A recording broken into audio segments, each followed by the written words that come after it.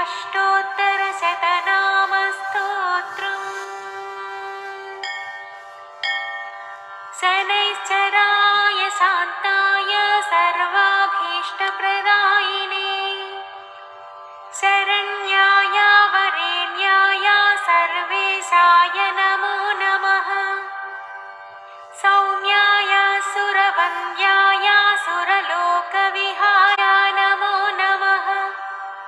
घनाय घनरूपाय घनाभरणधारिणे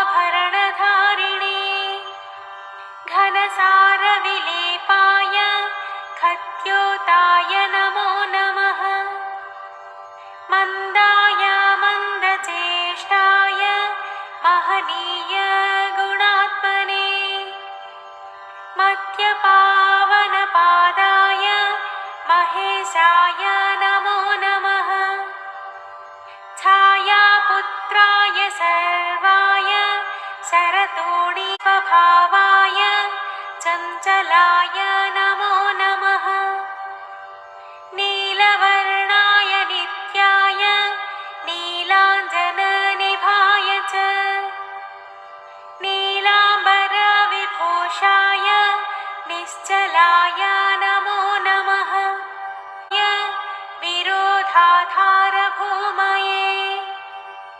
भेदास्पदस्वभावाय वज्रदेहाय